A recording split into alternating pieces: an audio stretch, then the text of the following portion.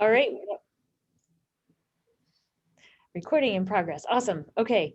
So, um, so it's my pleasure to introduce Micah Briggs today, who is a double degree student who's majoring in biochemistry, but also tuber performance. So he's been one of these remarkable students who's managed to do 2 degrees in 5 years and still managed to keep his sanity along the way. In spite of taking 3 classes with me because of overlap and changes in biochemistry. So, so proud to say that you've survived molecular biology, biochem 1 and biochem 2, and even gotten some lab experiences out of that. So that's really fortunate that you got a lot of that work done before the pandemic struck. And today, Mike is going to take his expertise in biochemistry and his interest in sort of new technologies and tell us about vaccine development, in particular, how new sort of formulations, new approaches to vaccines have helped us combat the COVID-19 pandemic. So with no further ado, I will turn things over to Micah and say, good luck, Micah, take it away, and I'll see you at the other side. Thank you very much.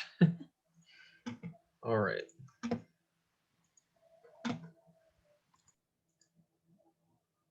All right.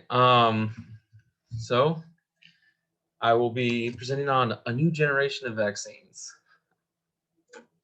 But first, what exactly is a vaccine? So a vaccine is essentially a simulation for the body of whatever you're trying to vaccinate against, like whatever infection or virus, for instance. It trains the body to recognize the virus and, of course, remember what that virus is for the future. Of course, it's always easier to punch someone in the face if you practice punching a dummy first. So, the main thing involved in viral recognition is antigens. So, antigens are something identified as foreign in the body. So, it could be you have a pollen protein you're allergic to, or on the right, the SARS-CoV-2, COVID-19 spike protein as pictured. It's essentially what the vaccines are. Its goal is to expose the body to, and it's all about getting the body to be able to recognize these antigens when they are present. Now, antigens have 3 main targets that they can bind to between carbohydrates, proteins, and lipids. They, of course, mainly focus on different kinds of proteins, which are the main focuses of many, of the body's antigens. All right. They can also accidentally, I should say, identify something in the body that's naturally occurring as a foreign antigen, and that's how we get autoimmune disorders. All right. Antibodies are what the body makes to be able to identify antigens. They are specific immune proteins that signal the immune system once they have attached to their targeted antigen. They also have the bonus effect of inhibiting the antigens of which they are targeting, whatever they may be. All right. Now, antibodies bind through non-covalent bonds because who likes sharing, even when they're electrons? So on the left, you can see different possible interactions between the antigens and antibodies. Now, antibodies generally have a Y-shaped structure with the bottom part and the beginning of the Y split to be mainly consistent, and the top section to be where the antigens are highly variable, with a hyper variable section at the tip where it's most common to bind to antigens. Now, once the body has got an antigen presenting cells essentially show the antigen to B cells, who create a wide swath of antigens to test to see what antibody will bind to the antigen. Now, each antibody is like its own little snowflake. I mean, they're all highly different and have so many different kinds of them. Well, possible variables to interact with different molecules. Now, once a proper antibody of high affinity for an antigen has been found, the B cell will create a memory of it, and will also produce many of the antibodies as to essentially patrol the body looking for more of the antigen's infection or prepare for it. So it's also important to know why are vaccines important. Well, for one, they save people's lives. They also save their medical bills. People don't have to live in fear of, oh no, I cut myself. Am I going to die of like tetanus now or something? And the more advanced we get, the faster we can make vaccines, the stronger the vaccines become. All that will lower the impact on people's lives and, of course, the economy, as we've seen in the past year being shut down as it is. So, and the goal of vaccines to help progress to what is essentially the viral end game, which is herd immunity. It's essentially when the virus reaches its death because it has no one to jump to.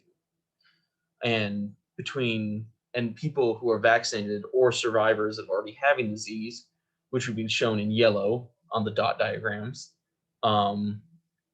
protect other people who haven't been infected from getting infected until it has no one to jump to. And of course, like I said, it dies out. Now, COVID would take years to get to this point. And with the possibility of mutations, creating new variants, it could possibly even take longer than that, which would have a huge impact on people's lives and economical stuff, like I've said before. It'd be a lot different than how people interact with chickenpox, who actively go about infecting people when they're young. It's not something we want to do with COVID. So there are 6 general categories for vaccine types. There's inactivated, where the virus is essentially killed off. It's essentially its genome that causes it to replicate, but still keeps the virus's shell intact. Then there is attenuated vaccines, which use a weakened version of the virus and infect someone with it, so they can build immunity to that. There are subunit vaccines, which take parts of the vaccines, parts of the viruses, usually the antigen portions, and expose the body to that. There are toxoid vaccines, which take the harmful product of an infection of something and expose that to the body. I guess like tinnitus. And I should say inactivated vaccines are usually used for like the flu, attenuated for like smallpox, subunit for HPV. And then viral vector vaccines and mRNA are both being currently used for COVID and are most developed for that. Viral vectors using viruses to actually help deliver the vaccine, and mRNA delivers mRNA to the cells to help make antigens to be present, which I'll talk about in a sec. And first, the mRNA vaccines are brand new technology that have not been used in humans before COVID-19. And you say that the 2 ones in use right now are from Pfizer and BioNTech and Moderna. And I've listed their names at the bottom, to the left and right of the mRNA vaccines title. And there are other mRNA vaccines in use. I believe a German company, forgetting the name of, is also working on making an mRNA vaccine for COVID. But first, understand why mRNA vaccines were important to COVID, instead of just using, for instance, an inactivated COVID-19 vaccine.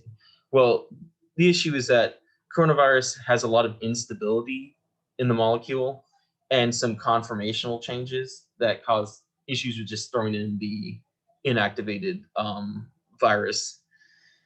It also has a small size, which has also impacts on the instability of it. So this makes an issue for using the inactivated vaccine. And the conformational change I was mentioning, as pictured on the right, the main antigen focused on in COVID-19 is the spike protein. Now, the spike protein has a unique conformational change once it binds to the cell's ACE2 receptor. This causes a drastic structural change, which means when the body then targets that post-fusion protein and makes antibodies for it, those antibodies don't actually target the pre-fusion protein, which is important for the body's immunity to the virus. But to understand RNA, mRNA vaccines, first got to understand a little bit about RNA. So RNA, ribonucleic acid, is essentially, you can think of it like a half strand of DNA. It contains a ribose sugar and a phosphodiester bonds that'll create a backbone for it. And then the actual coding part comes from the nitrogenous bases, of which there are adenine, guanine, cytosine, and uracil, identified by the pretty colors. And RNA can also take many unique secondary forms due to its single strand structure. And secondary forms being how it folds and attaches to itself. And of course, one of the most essential forms of RNA comes in messenger RNA, mRNA. This is considered to be kind of the central dogma, I guess, of molecular biology. And how to understand is when DNA, a gene in DNA needs to be expressed, it is copied, transcribed into RNA. Then this RNA is sent to the ribosome, where the encoded amino acids are then put together, and then those amino acids fold in the proteins. And this is where essentially the mRNA vaccine function comes into play. It essentially delivers mRNA to the cell, encoding antigens, not the virus, for, let's say, COVID-19 in the spike protein antigen, into the cell. The ribosome will then make copies of, will then make copies of the antigen, which the mRNA can be read multiple times for multiple copies. And then the body can then recognize that the antigen and gain immunity, of course. So one of the key themes within Moderna's and Pfizer BioNTech's vaccines are the use of lipid nanoparticles as the delivery vehicle for getting the mRNA into cells.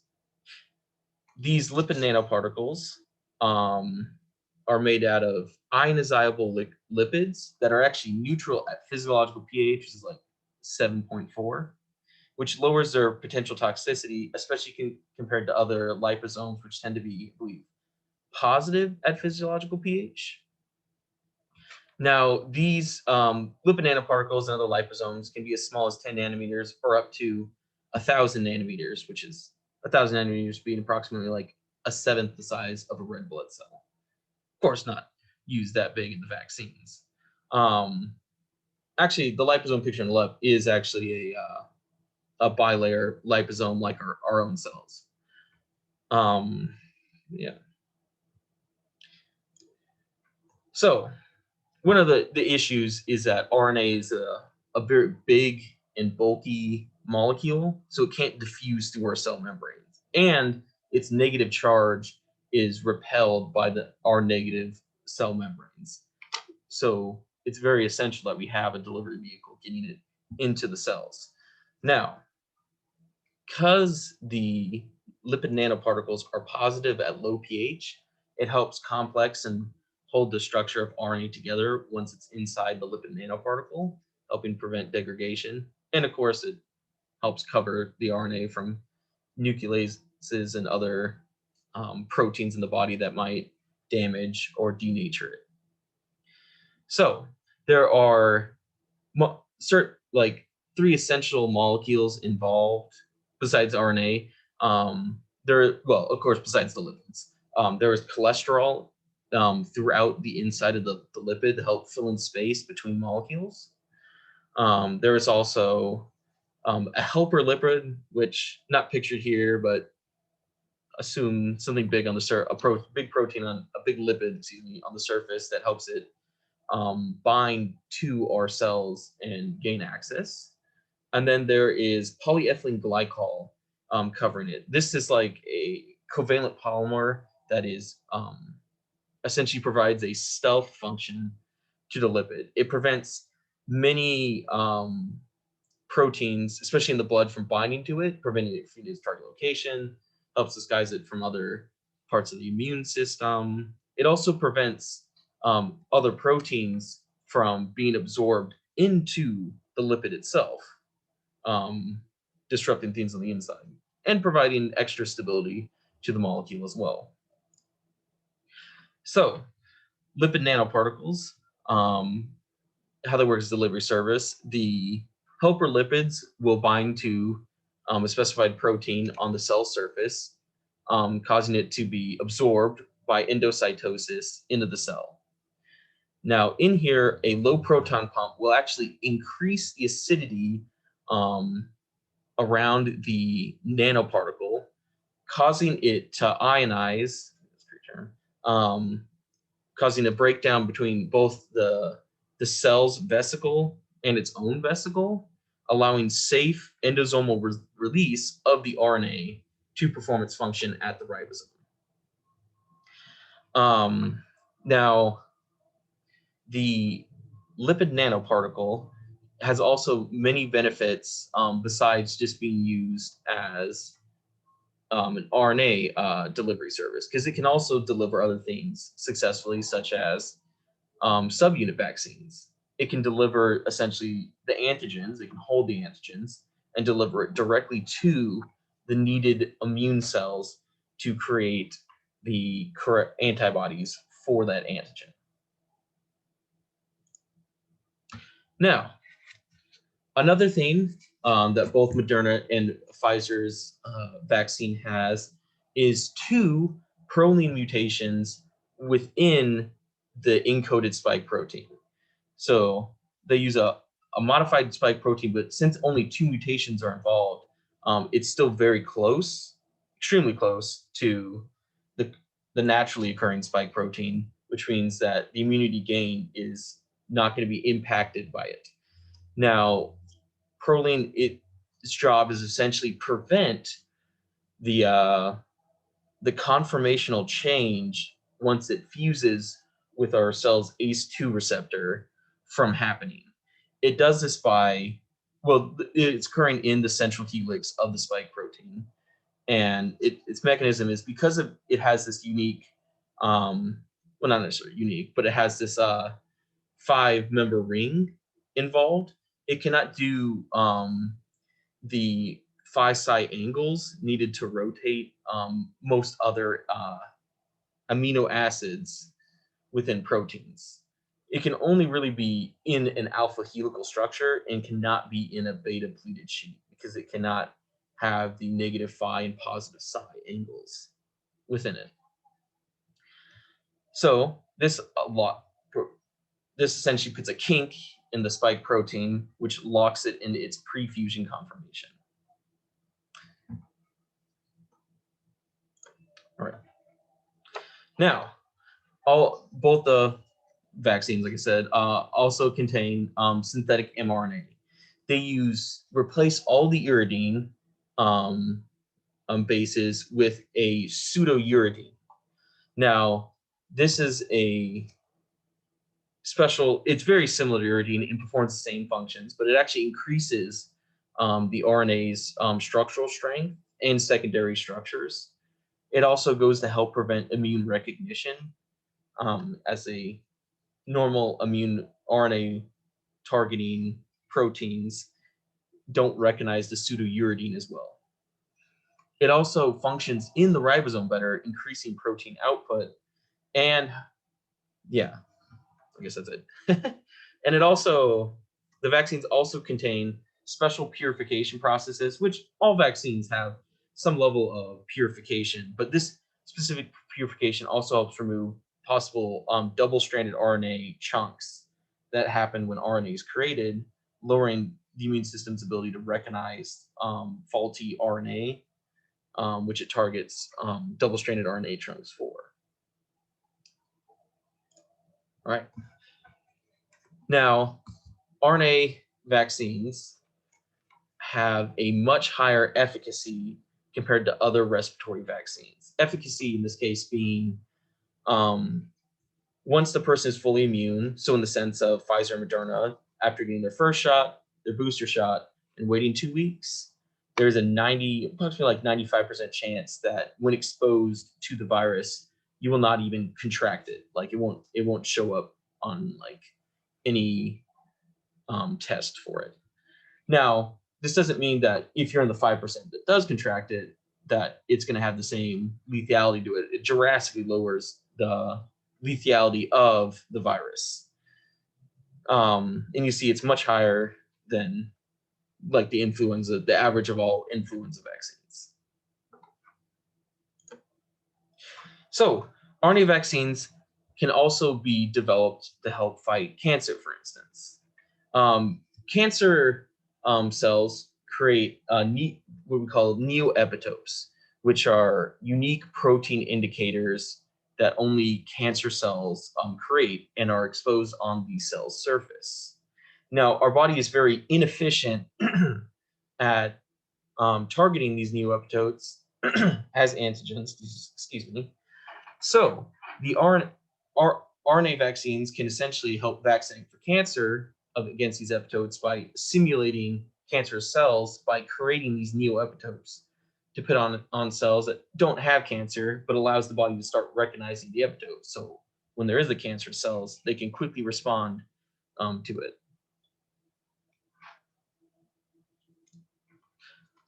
All right. So why not subunit? In this sense, like why not use subunit vaccines, which just essentially put the antigen into the body? Why go through the process of delivering mRNA to have the cells create antigens?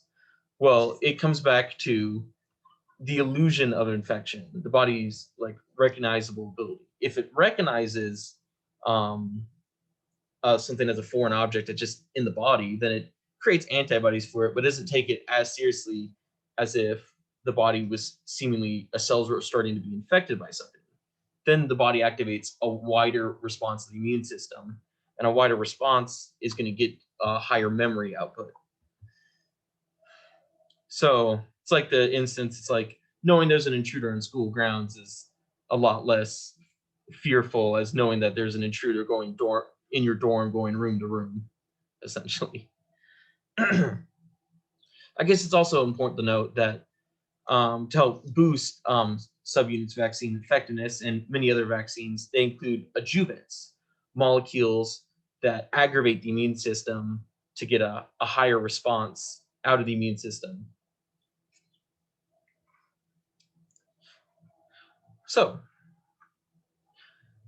many flu vaccines use essentially these egg factories, which pit whatever flu strain they want to vaccinate for each year into an egg, a fertilized egg.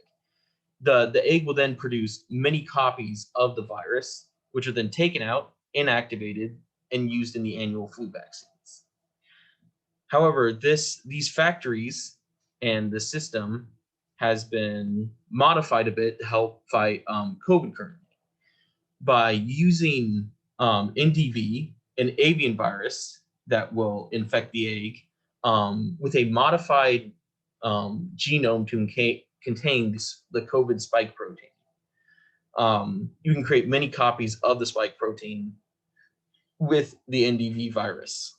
Now, the NDV virus does not infect humans. So once the virus is taken out, it can be used in a vaccine and put in humans. It won't affect them, but it'll expose the body's immune system to the spike protein. Now, this type of vaccine is not very effective. It still builds immunity within the body, but it doesn't build a high immunity. But however, it's very economical. And since it reuses already the flu vaccine factories, many low-income countries can use this as a vaccine to help start vaccinating people. which essentially activates like a subunit vaccine. And it's also short-lived. And since the particle does tend to be destroyed a lot before immunity can happen, there's just the fact that it's not really a good starter vaccine. But it can be used possibly in the future as a booster vaccine for people as COVID begins to mutate and people's immunities, antibodies start to wear off in the body as the body's infection is going to happen soon. A vaccine like this would be great at reminding the immune system to keep those antibody levels up in the future, especially since mRNA vaccines can cost a lot of money. So, moving on to Adenovictor vaccines. Now, these are viral vector vaccines that use the adenovirus, which is the common cold, to deliver the vaccine to the cells. Now, there's three in use, and others being worked on as too, for COVID right now, including the Russian, the Johnson & Johnson, and the Astrozenko vaccine. Now, how this vaccine works is it removes the part of the genome in the cold vaccine that causes its replicating factor ability, so it won't replicate and infect the body with common cold, and it adds in the spike protein to its DNA.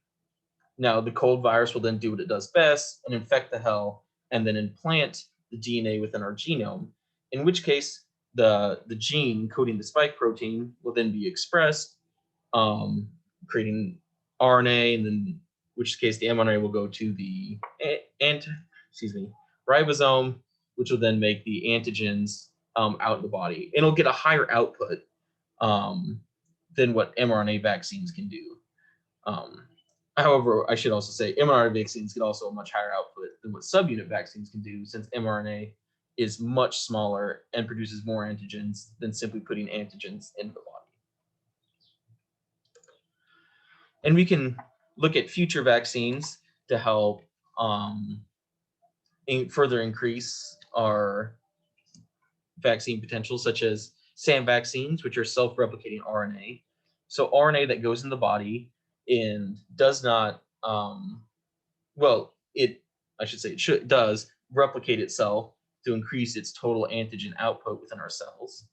Also, similarly, DNA vaccines that introduce such as plasmids into our body that do the same thing, that get expressed multiple times, and as we continue to work in DNA vaccines, not integrate with our own genome, so keeping our genome safe from the plasmid DNA introduced. And of course, maybe adapting more viruses to work as viral vectors in vaccines, and maybe COVID one day could be used as a vaccine against another virus. And as we continue to get better, we can create vaccines faster and at higher outputs in responses to new viruses. They'll be stronger. They'll boost our body's total antibody production and memory with lower doses. Of course, they'll be cheaper, so lower income countries can help get them stuff. They'll be safer, so they'll be able to create a stronger immune response. Why having less downsides to help those who are possibly immunocompromised and stuff, and avoid integrating with our genome with some of the more DNA-based vaccines. And of course, more durable, so they're able to last longer and travel more distances to help more people. Some of the people I'd like to acknowledge for this are my seminar group, Vivian and Natalie, of course, our class professors, and my project advisor, Professor Dixon. Here's some key references for the topics I kind of went over. And lastly, I guess I'll take any questions people have. Yay. Thank you, Micah, on that interesting and super relevant talk. Does anybody in the audience have questions for Micah?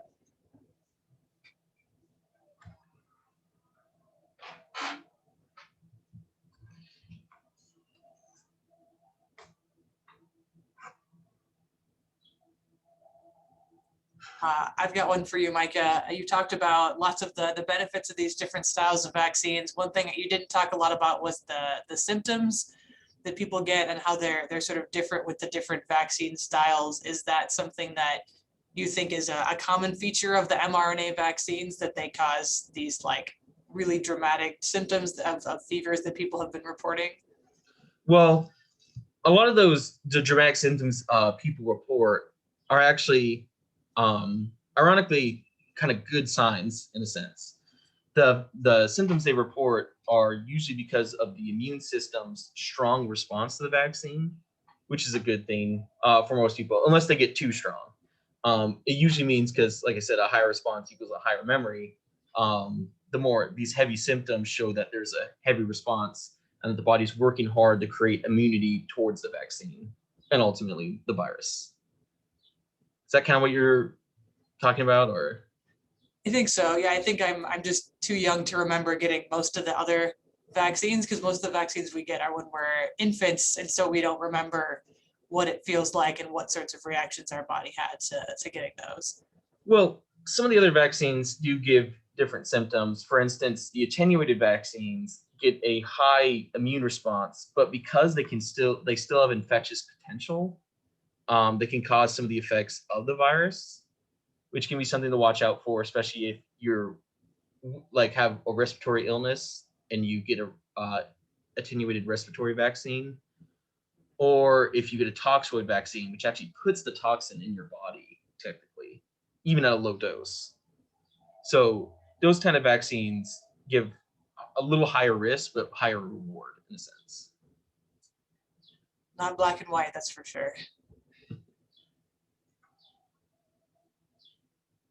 Other questions for Micah? I was wondering if, when you were doing your research, if you found that any of the vaccine vectors might have like off target, where the immune response would be directed to the vector and not towards the vaccine target itself.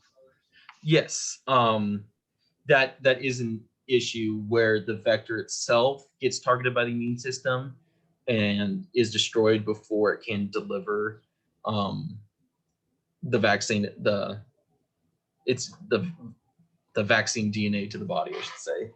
I know because, so, oh my gosh, how should I put this?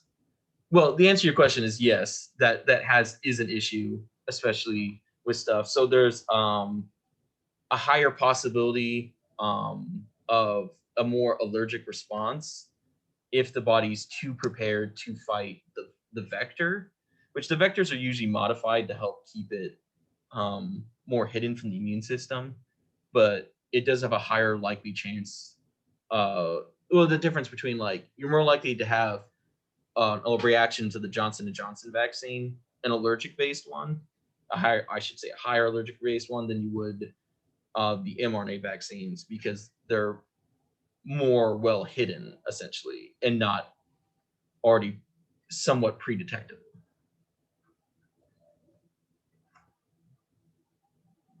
I guess in broad, yeah. The question is yes, that there is some issue with that, but yeah. Thank you, Stephen. Yeah.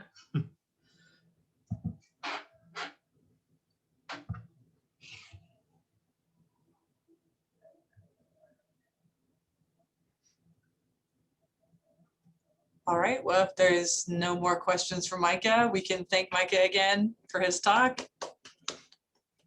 And thank you all for coming. There are 2 more talks coming up this week. Camille's talk will be at 4 o'clock tomorrow, and Lindsay's talk at 4 o'clock on Thursday. And that is the extent of our senior seminar series.